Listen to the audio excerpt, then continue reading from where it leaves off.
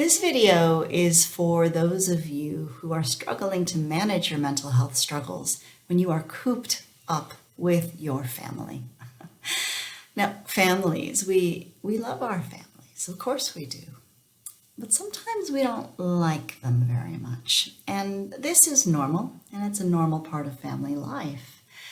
The thing is, when you are cooped up with them, you are sharing a small space, the same refrigerator, needing to obey the same quite restrictive lockdown rules.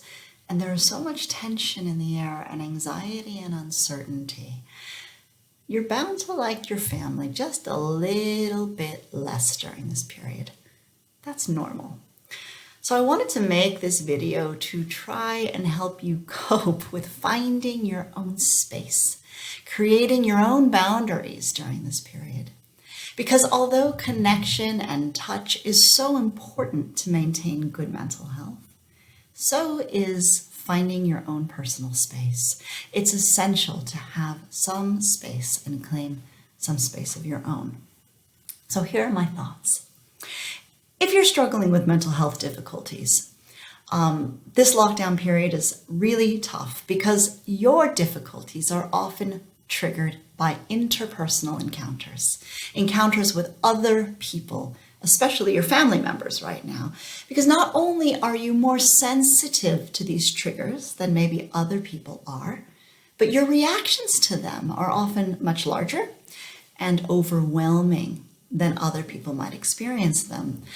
A small wave for somebody else might feel like a tsunami to you. And what you need, what my clients need more than anything else when this happens, is time on their own to do the things that help them settle and recalibrate. Time for your body and your mind to come out of that period, out of that stage of hyperarousal, that agitated place where nothing makes sense and you just feel totally overwhelmed, into a place of calm and settledness where you can make good decisions for yourself. Now, you'll have tools and techniques to do this. If you've been working with a therapist, they will have provided you with things to practice and do. And these things will be journaling, breathing exercises, experiential exercises, guided meditations, maybe thought records. Practice, find what works for you, but the important thing is you need to find space on your own to do it. Now, how do you do that?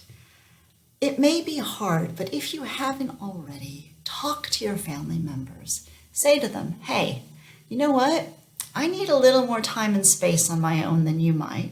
You might not get it, but I promise you, I'm going to be happier. And if I'm happier, I'm going to be an easier person to be around. And I'm going to find you a much easier person to be around. So when something triggers me, I'm going to take some time in order to figure it out and just settle myself. Please give me that time.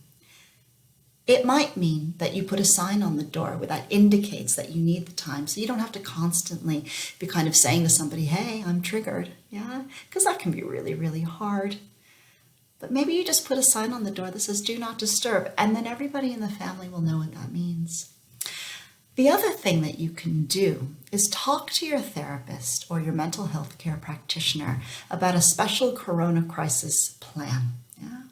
And this is especially for those of you that self-harm or have frequent suicidal ideation. Yeah?